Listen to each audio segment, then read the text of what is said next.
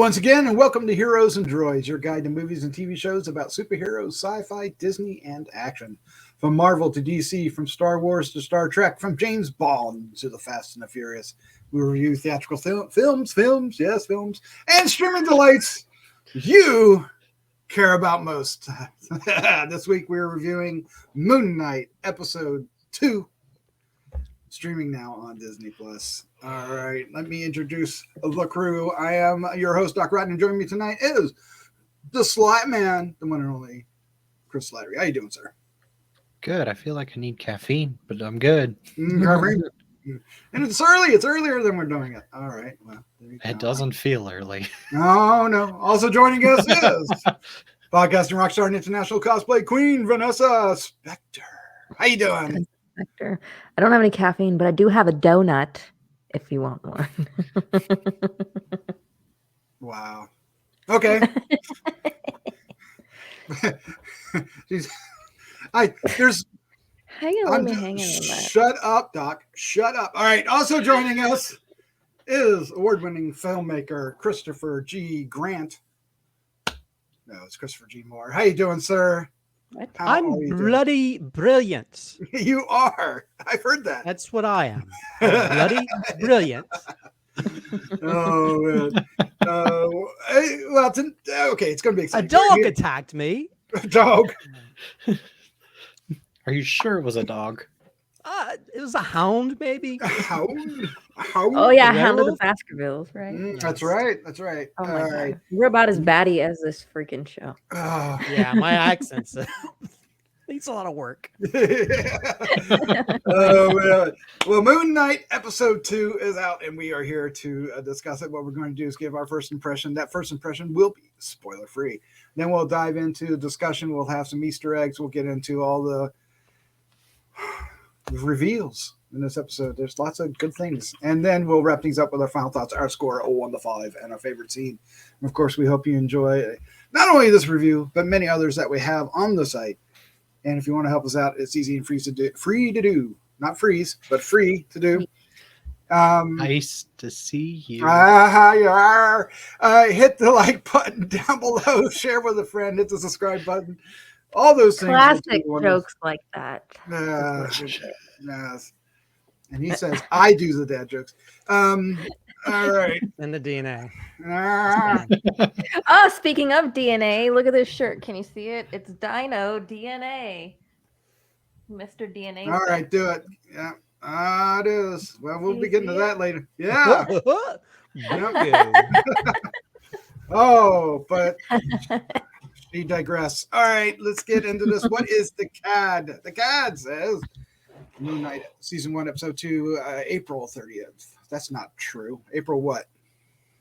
What day did it come out? It's not April 30th. April 6th. Okay, we'll go with that. April 6th, 2022. Summon the Suit. Directed by Justin Benson and Aaron Moorhead. Written by Jeremy Slater. That's not true either. You know, I did not do a good job. What happened to me? What happened? I don't know. It's what happens when you rush. All right. It is written by Daniel Iman, Michael Castellane. There you go. And Jeremy Slater as well. Based on characters created by Doug Munch and Don Perlin. Cast includes Oscar Isaac, Ethan Hawke, May Kalamawi. Help. Vanessa. May what? Kalamawi. You did as bad as I did. All right. F. Murray Abraham, Kareem Al-Hakim, Lucy Thackeray, Saffron Hawking, and Sean Scott. The synopsis is, with little time to react, Stephen is thrust into a war of the gods as a mysterious partner arrives. Who could that mysterious partner be? Don't look at the picture. All right, let's get into this. Let's find out what our first impression was. Slattman, start us off. Yeah, I think this is a pretty good follow-up to the first episode. They did without getting into spoilers. There was a lot of really good plot development that I can't get into because spoilers, spoiler McSpoiler Town. But We got introduced to a couple more characters, and those characters I feel like fit in very well with this show, especially with the Steven, and fit in very well and played off very well. And there was some awesome choreography and fights later on, and some very impressive choreography when you realize what's on screen. Yeah, I spoilers, I can't get into that. So but Ethan Hawke continues to impress as the bad guy, and Oscar Isaac continues to impress as our main character of many characters. And I'm overall impressed, but there's a lot I want to talk about, but I can't because a lot of them involve spoilers. So Well, sir, we'll be talking about that here in just a minute. Yeah. So hold tight. All right, Vanessa, you're up next. What was your first impression of episode 2? So this episode was directed by Justin Benson and Aaron Moorhead, who are the directors of one of my favorite films, The Yes. Endless. Yes, which makes perfect sense if you've seen that movie and you watch this episode, how they are able to kind of tie that story and weave those kind of weird things together. But piggybacking off of the last one, I love how it's just opening up more, because I was kind of afraid that they would hold back for a little while on that, and we would get more of the confusion and more of the unknowing side of Stephen, right? The blackout side. I wasn't totally convinced we were going to move this quickly into the characters and into the how they know that each other exist. And I really, really love how they dig into that in this episode. And I love how Stephen kind of has to figure that out and figure out who he is. And it's kind of dancing on this wire this whole time. I love the tension of what will be revealed to Stephen throughout the show. And I totally agree about Ethan Hawke. I've been sleeping on Ethan Hawke. I will say that. He is doing a phenomenal job in this show of being just this crazy, but relatable in a way that we've seen cult leader. It feels so real, this performance that he's giving us, that it's scary just in that way. But yeah, I love the tone of this, and I can't wait to wake up wherever we are next. Nicely put. Nicely put. Christopher G. Moore, sir, what was your first impression of Moon Knight episode 2? Yeah, another great episode. I'm kind of wondering if these first 3 episodes, if they're all supposed to be central around the 3 possible personalities. So it'd be interesting to see if episode 3, if we might get more of the third personality that we've got hints at. But yet you see, even in the end credits, there's like 3 different splits of his personality visually. So, but yeah, I think it's interesting. I mean, it's still there. I think this episode, there's a lot of editing going along that kind of took me out of certain parts of it, like the fight type stuff. I mean, there's like so many edits, and I think sometimes you use that to sort of create a frenetic nature around the action or scenes. But sometimes it makes it seem like, oh, we didn't have the right footage to really edit this properly. And I think that's the only thing that kind of took me away.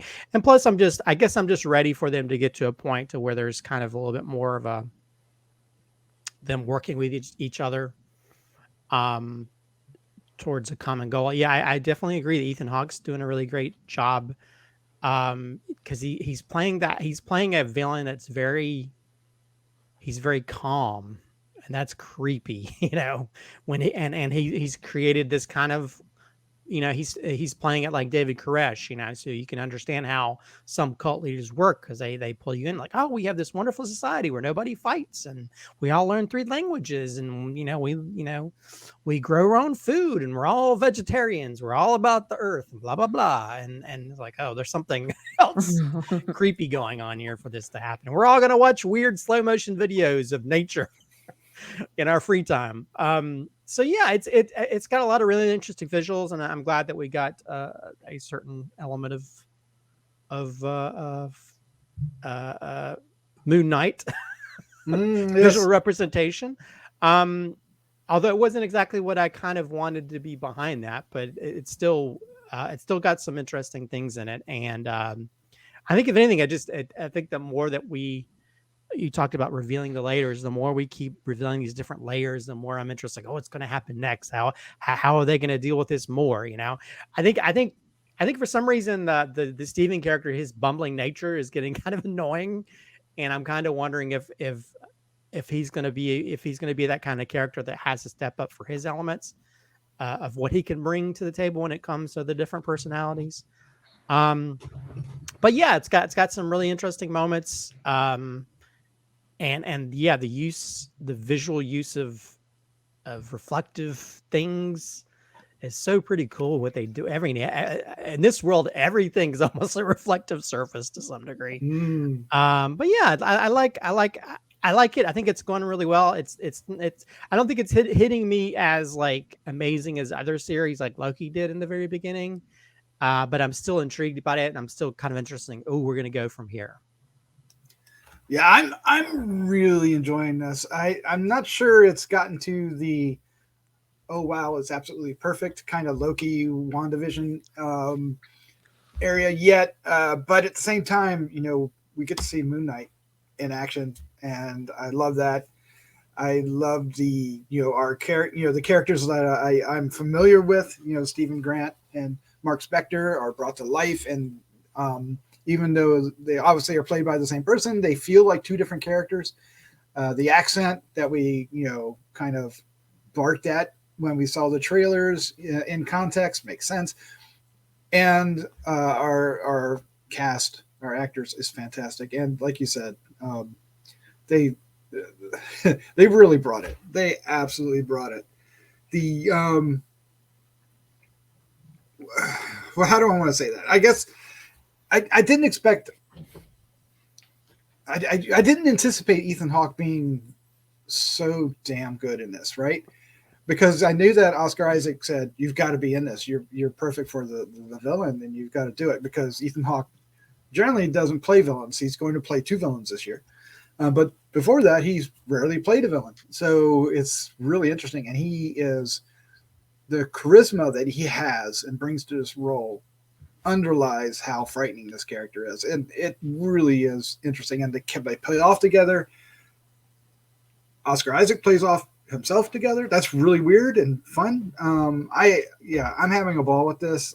Been a Moon Knight fan for years, and seeing him in live action is so rewarding and so exhilarating, and I'm excited about this.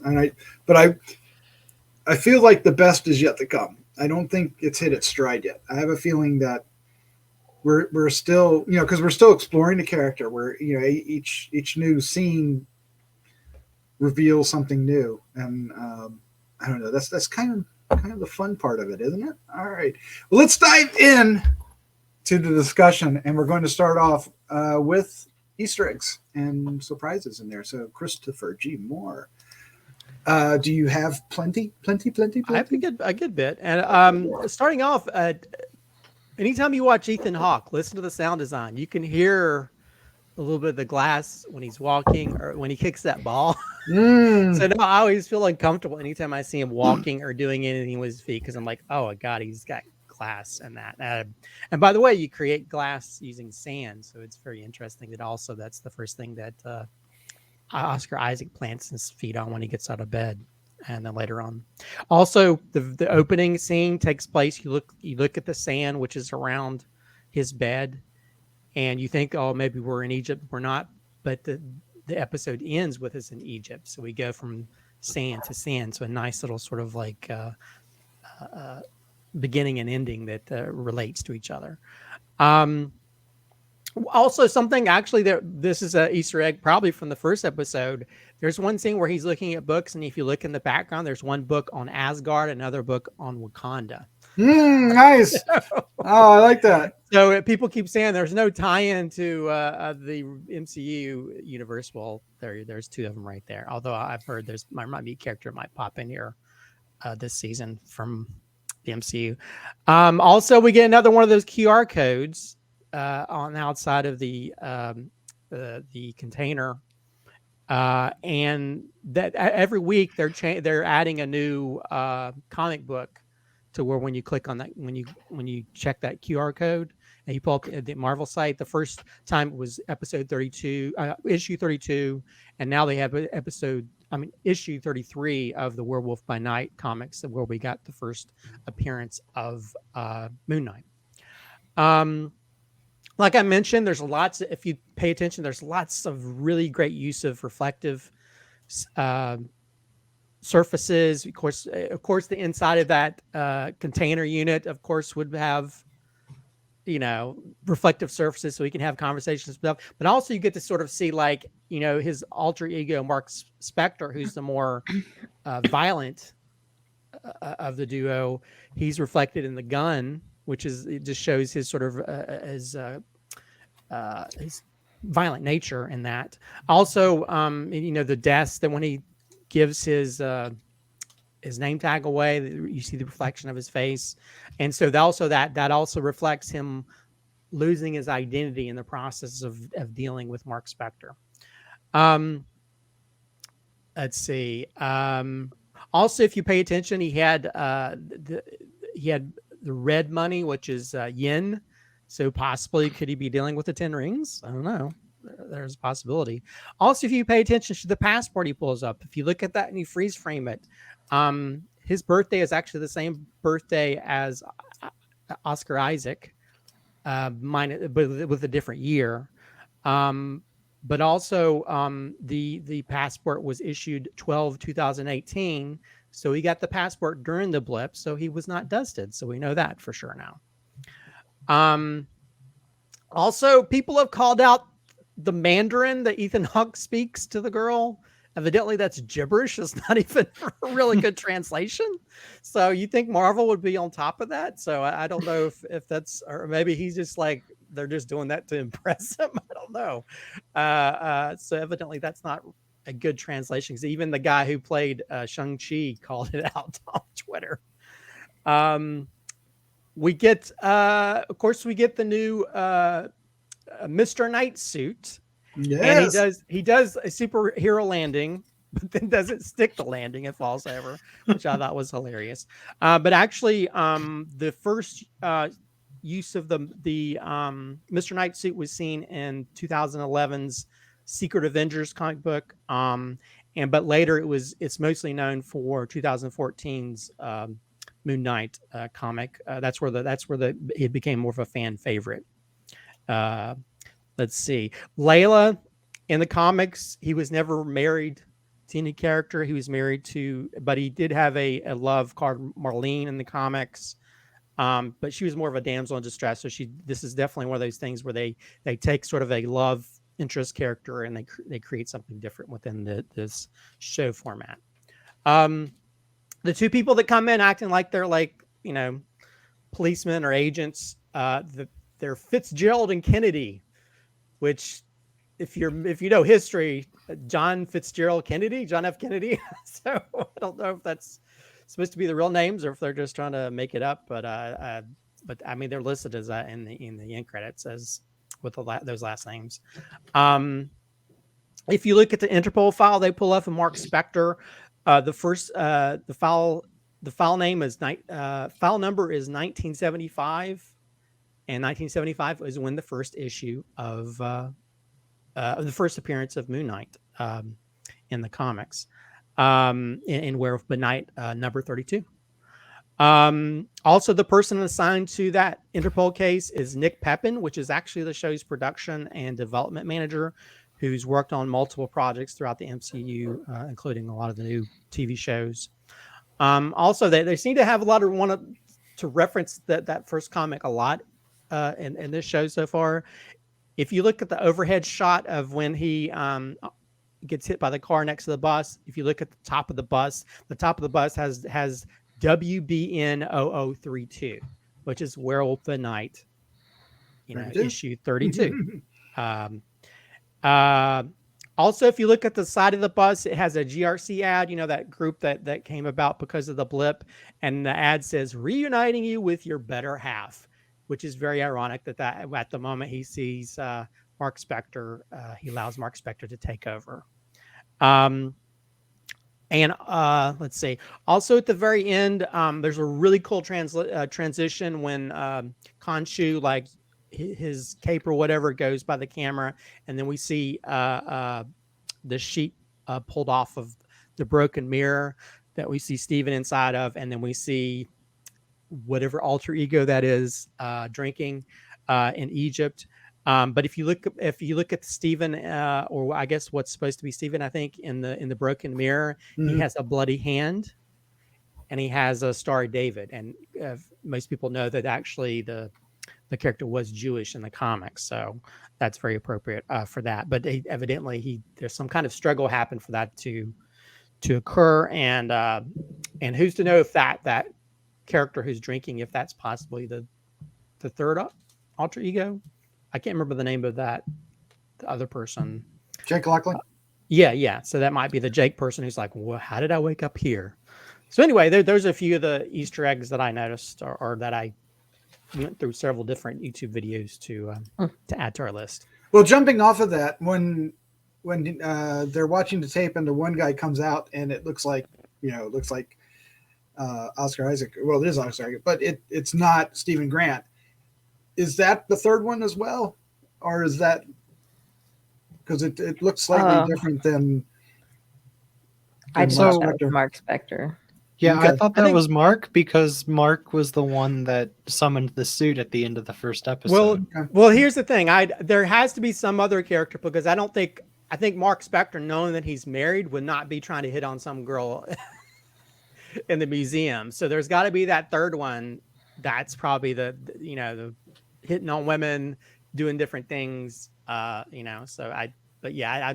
that was the Mark Spector one. Also, the thing when he's fighting the monster it feels very Fight Club when he's fighting himself type scene. So with nothing there. Well, I guess let's start off talking about Mr. Knight, because that's the one we were wanting to see. Mr. Knight, we showed a picture on the card there. So he's in a suit, and this is not how I thought Mr. Knight would be portrayed. Mr. Knight actually has happened recently, and I have a lot of exposure to him because I stopped reading recently, but or at least reading comics, and but it was a little bit more comical than I thought.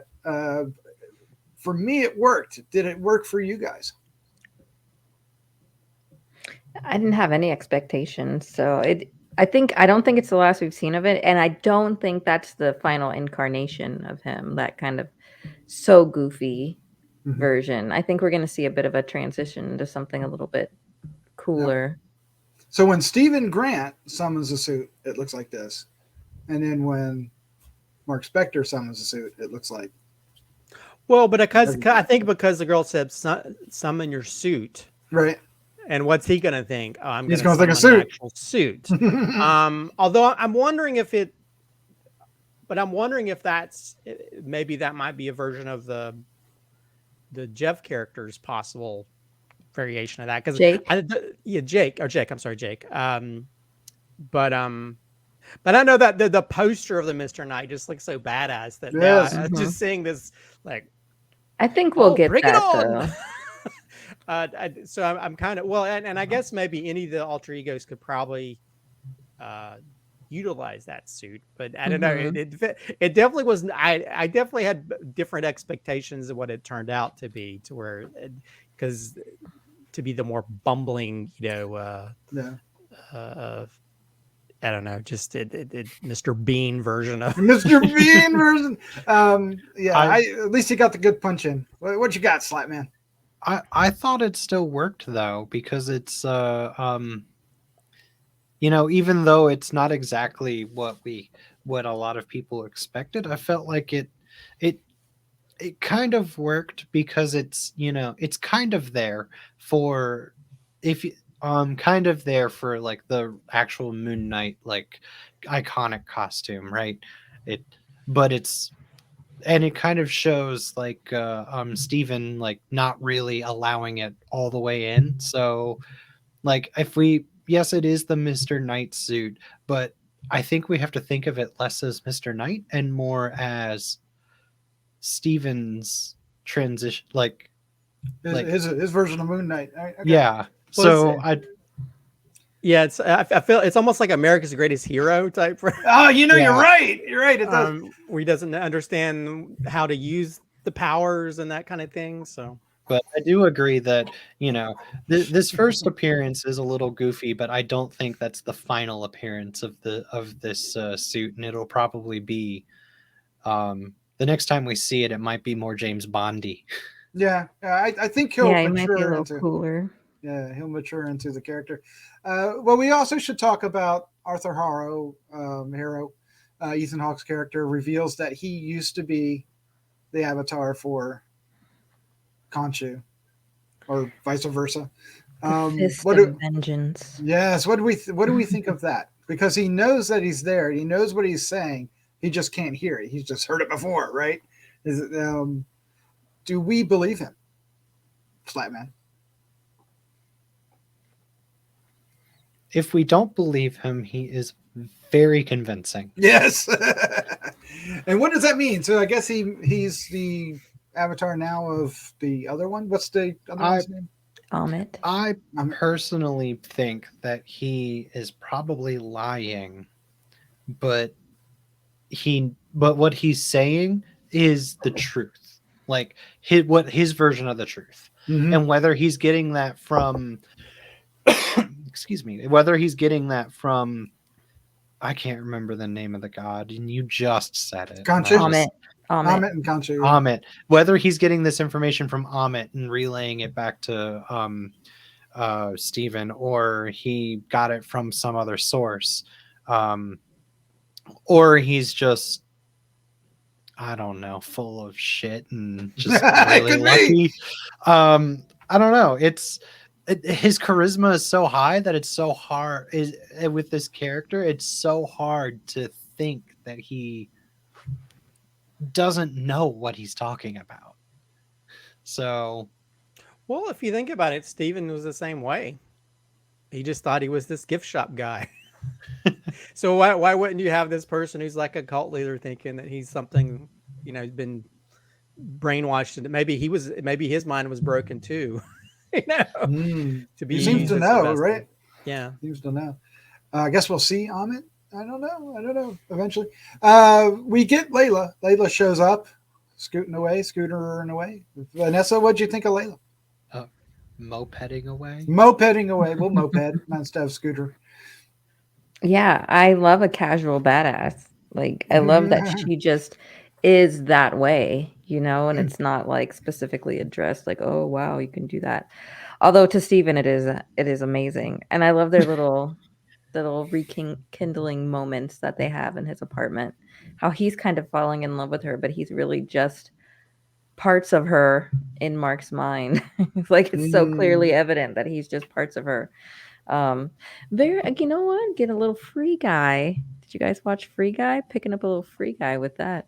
That's interesting. But right, how he's just a construct of the love for her. But I thought she was great. I really like how Khonshu's dangling, using her as an avatar over Mark's head, to get him to do his bidding. And I wonder if that's true or if that's just manipulation, because like we were talking about Harrow possibly having been the avatar, possibly not.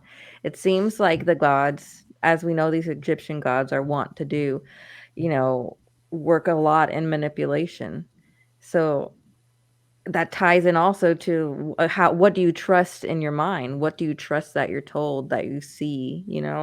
I just kind of love how everything is very tenuous. and at any moment it could just like shatter, right? Just like his mind. It's really well done when you start to break it down and you really start to think about the things they're doing in this show. It's incredible. And of course, Arthur Harrow, is it Harrow or Harrow? How are you going to pronounce it? Harrow. Anyway, Harrow. Arrow. He summons yet another jackal, which was an incredibly interesting and fun scene. And we get to see, Mr. Knight punch him one time, and then Moon Knight lures him out of the city or at least out of the crowd, and dispatches of him quite creatively. Did we enjoy that, or did we feel cheated there, Christopher G. Moore? Did that satisfy you? I don't know why we feel cheated. That was a badass moment. Well, there you go. That's what I want to hear. Yeah, just that whole. That to me, that was probably the most comic book thing I've seen in any of these series so far, because there's that part where he's like running across and you see his reflection in the water. You see him running across on the moon in the background. You see him doing that little thing where he jumps in front of the moon, and then like when he drives him down on top of that spike, and he's used those sort of crescent moon weapons or whatever, and then when it disappears, the crescent moon comes down to his hand, like it's coming down from the moon. That's cinematic wise, that's the best way to bring a comic book to life. So that those moments, like, oh man, that's badass. So yeah, that definitely stands out as one of the best moments I think of any of this series so far, just how that visually played out. Nice. Any last comments about that before we wrap things up? Slattman? It was humorous to see the Fight Club-esque fight where from the other perspectives where the jackal wasn't there. But it's also and props to Oscar Isaac, or more realistically probably Oscar Isaac's stunt double, because that was very well done. Very believable, even with goofy Mr. Knight. But one other thing that's interesting is the fact that the jackal is only visible by people who are in touch with the Egyptian gods and no one else. No, they're visible. So I think what they say, if you've seen death or you've been close to death, then you can see them, or you've died or something like that. Yeah, and I think we're going to find out how close Mark Spector got to death, right? I wonder if there was another personality that's died, or that's an interesting thought. Because there's other personalities in some of the other comic book runs, and they haven't shown up. So true. All right. Well, let's wrap this up. Let's give our final thoughts, our score 1 to 5, and our favorite scene. Slattman, sir, you are up there. Yeah, I think this show is succeeding. I think it's doing a very good job of taking a very complex character and bringing it to the screen, and bringing it to the screen in a way that is easily digestible and entertaining.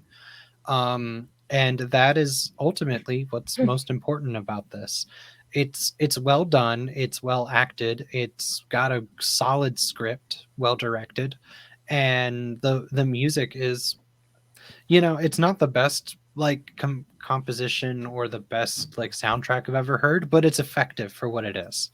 I feel like this is a step in the right direction, but not a step up from the last episode. More of a continuation of good to great. Excellent at times, like what Christopher G. Moore was saying with that ending sequence. The cinematography on that was excellent.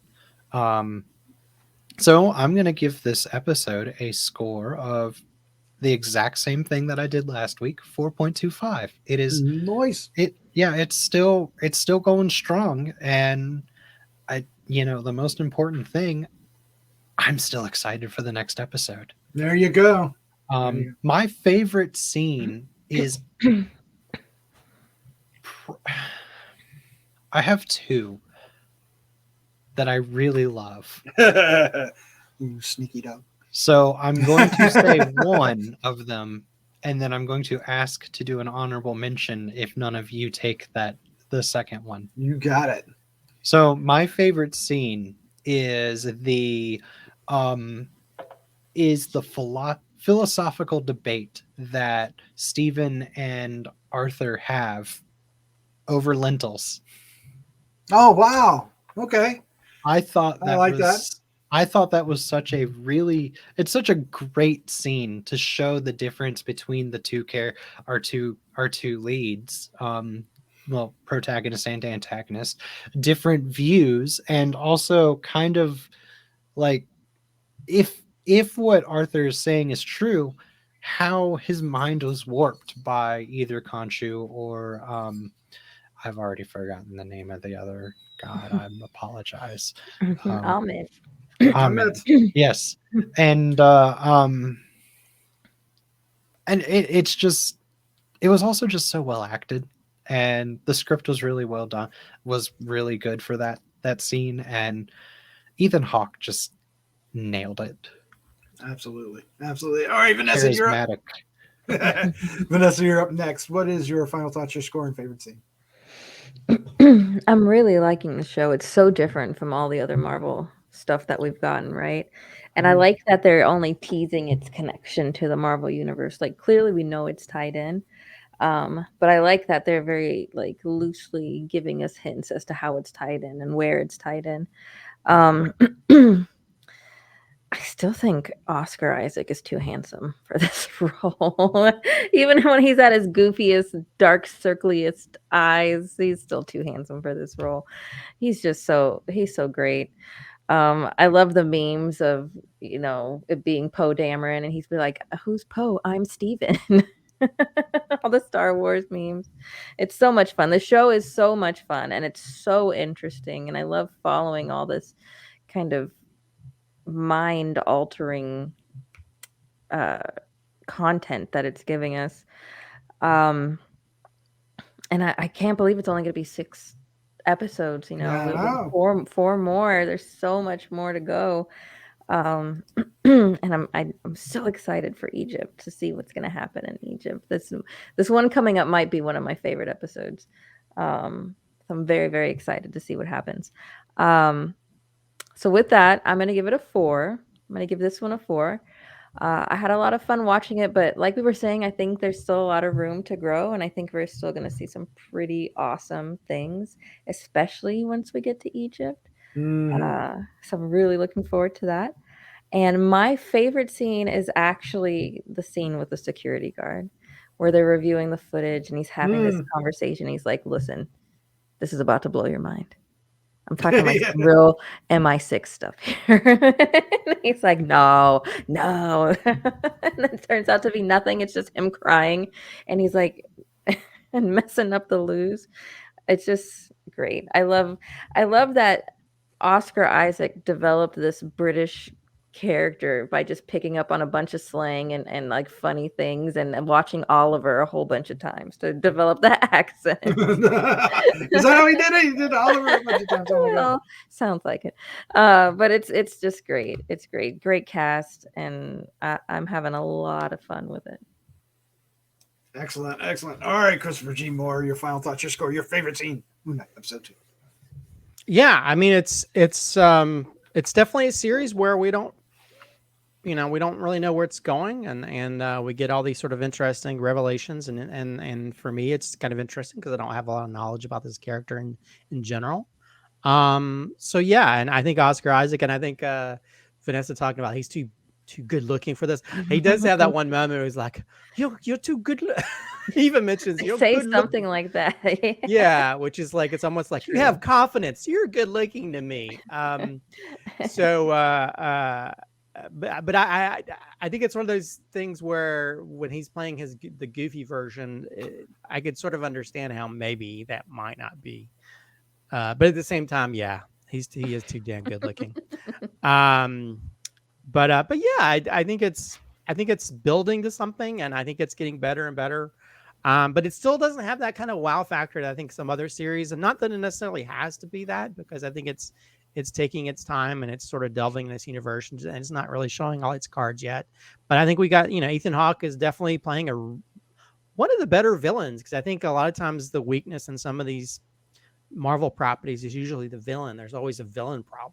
I think this is a more interesting villain because you could sort of see how people feed into his bullshit, and how people might follow him because he's there's this perfect world you can be a part of. I just have to judge you every once in a while, or judge you before you go into it. Make sure I don't have to kill you. And also you have these two different gods that deal with justice differently. You have this one god let's kill him because they're gonna be evil in the future, and this other one, I'm gonna kill them after they're evil or they do some kind of evil act. So, but also we're getting more revelations as to the gods and stuff. How like that one god is almost kind of powerless to some degree unless Steven or alter egos give him power. So there's all kinds of interesting things. And I think each episode ends and like, ooh, wow, what's going to happen next? So it keeps you sort of hanging on. It's like, crap, we have to wait another week to find out. So yeah, so I think it's getting pretty good. And I think that the whole action sequence at the end is one of the best comic book scenes we've seen in any of the Marvel shows or even some of the movies to some degree. And visually looks really cool. So I really want to see Moon Knight kicking more ass, So yeah, I'll give it the same rating I gave the last episode of 4. I do have an issue with some of the editing. The editing is a little too frenetic in parts to where it there's not, sometimes they do that to create sort of a frenetic nature of what's happening, but sometimes it's just lazy editing, in my opinion. So I think that's the only thing that I had any kind of major issue with. As for favorite scene, I could easily say the big action scene, but I just love the superhero landing where he falls. Yeah, it's because it's just like it does that thing that they made fun of in Black Widow. Like such a poser. When he does that and he goes. It just falls over like a standee or something. I just love that to where it's like even in his badass moments, he looks like a goober. So yeah, I think that's probably I don't want to pick the obvious one, but I'm going to pick the thing that made me laugh out loud. Nice. Yeah. So I'm having a great time with this. I'm excited to see where the next episode goes because, for these 2 episodes, we are following Stephen Grant as the lead. At the end of this episode, we didn't really talk about it, but there's a switcheroo, and we kind of did. We touched on it, and Stephen Grant is now more trapped in the Mirrorverse, for lack of a better word, and it looks like Mark Spector may be getting some screen time next week, and I'm excited to see where that leads and what that does. And of course, we're going to, the whole Egypt thing is coming up, so there's a lot of stuff to look forward to, but it's not this so outrageous, mind-blowing stuff like some of the better, or not better shows, but some of the other Marvel shows, Loki and WandaVision, to be precise. They're very much huge concepts, and this one is, by comparison, a little bit more close to the chest. But yet it has its own flavor, and I'm really enjoying it. I think the best is yet to come. So I'm giving it a score of 4.25, just like last week. I think this is these 2 episodes that we've seen so far are great companions to each other. They establish a momentum and they keep that momentum going here. And we'll just, it's at some point it's going to break free and explode, and it's either going to go down in flames, or, and that was not a hint of any kind, or go Mephisto. No, Mephisto, or just really blow our minds. I can't wait to see what's going on. My favorite scene. Okay, it would be easy to pick the Moon Knight in costume fight with the Jackal, but I'm going to go with Mr. Knight punching the Jackal, just because at first he's doing that silly dance, right? And then he actually gives him a clobber. And what does he do? He looks at his fist like, what did I do? and then he kind of cheers himself. And it felt like Stephen Grant in the costume. right? It felt like that character was in there, and I just really like that. And I like the juxtaposition with that character than when Mark Spector took over, and there was such a difference, right? Because he turns around, he goes chunk chunk, and he pulls out the two crescents out of his chest to go fight, right? So I think that's what really impressed me. Even though it was goofy, it was so illustrative of the two different characters, the two different mindsets that I really enjoyed that. There you go. Did that cover your honorable mention? No, my honorable mention was the argument that Stephen Grant had with Mark Spector when Stephen was stuck in the mirror. At the very end. Okay. Yeah. I'm always fascinated when actors act with themselves and are able to do it in such a good way and in such a convincing way. And that one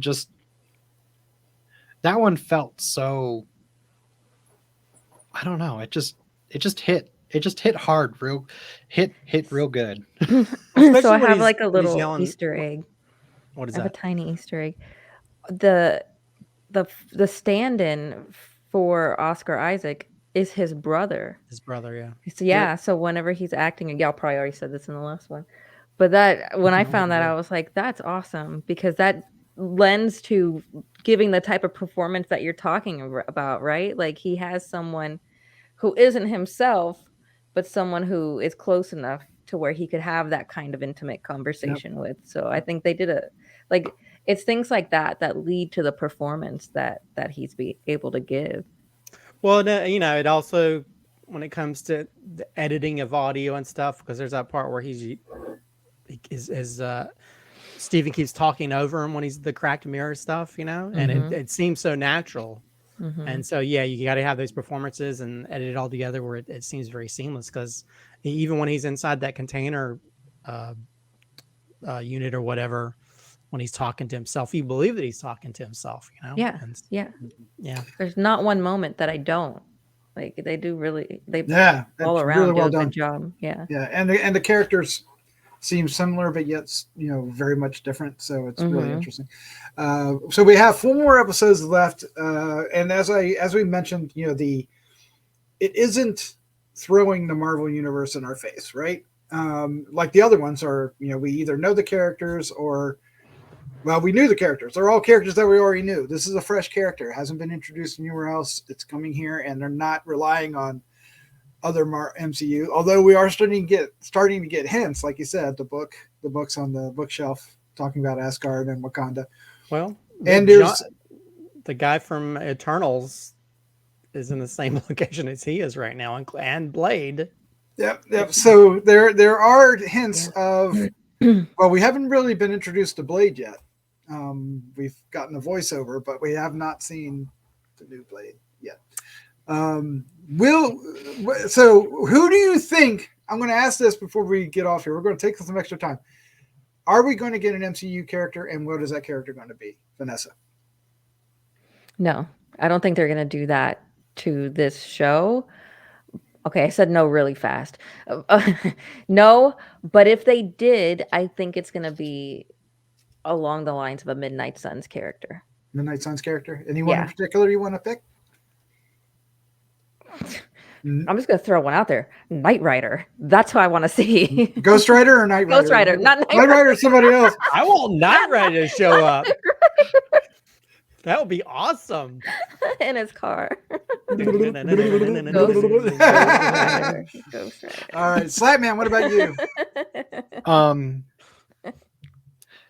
It's yes, Kit! Sorry. Yes, we will get another MCU character, but it will not be until this story has completed. You think it'll be the it'll be like a stinger, or it'll be in the last episode, but it will not impact anything. Okay. And what I think is, so the rumor mill is that we have not gotten a Thor trailer because it ties to this. That's what I heard. Weird. So we might get an Asgardian god that might fight an Egyptian god, or something along those Or lines. a god killer. A god Well, killer. that's what people think. Yeah. Yeah. I think an Egyptian or an Asgardian god would be cool too, but Yeah, I do too. I do. But it doesn't have to be Chris Hemsworth. It can be another Asgardian god. There's other ones, Sam. There's lots of them. Well, some of them are dead. No one's really matter. ever dead. Nobody's Yeah, ever really no. dead. Or from, No. they could be from another universe, right? No. No one's ever really dead, like What- I said. What's your thoughts, Christopher G. Moore? I think Blade's going to show up. Blade. I think we're going to get the Werewolf by Night. So Well, That's a good one. Yeah, but what if he's fighting Werewolf by Night with Blade? What if it's Night could Rider? could happen. Well, but at the same time, I think Blade. I think if we're gonna sort of create that Midnight Suns thing, Blade makes more sense. Blade is yeah. I think Blade is already he's already been introduced.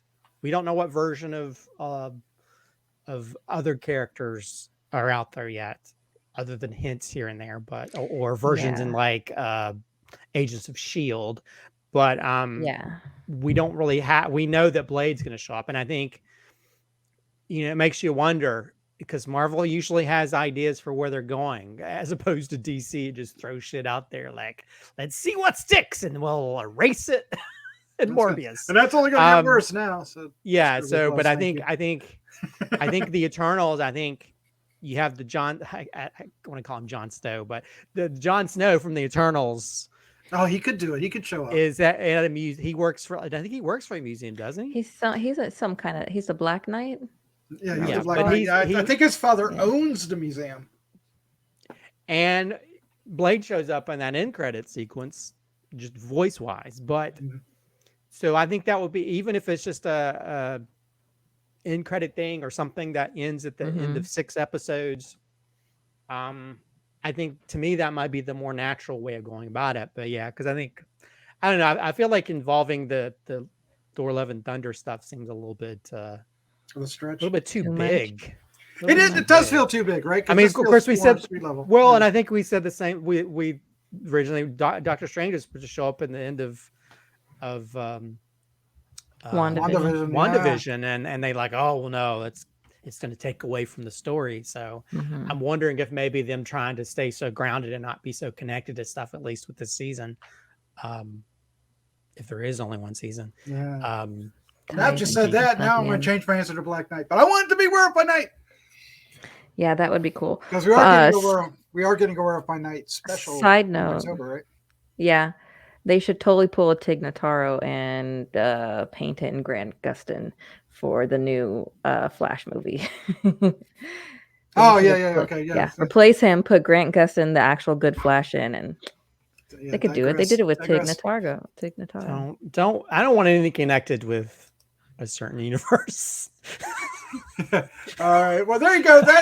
That's our review for Moon Knight episode 2. We're looking forward to episode 3 coming out on Wednesday, April 13th.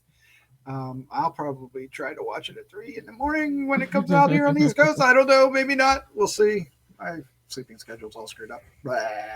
Anyway, Christopher, Slattman, Vanessa, thank you for joining me. This was so much fun. Yes.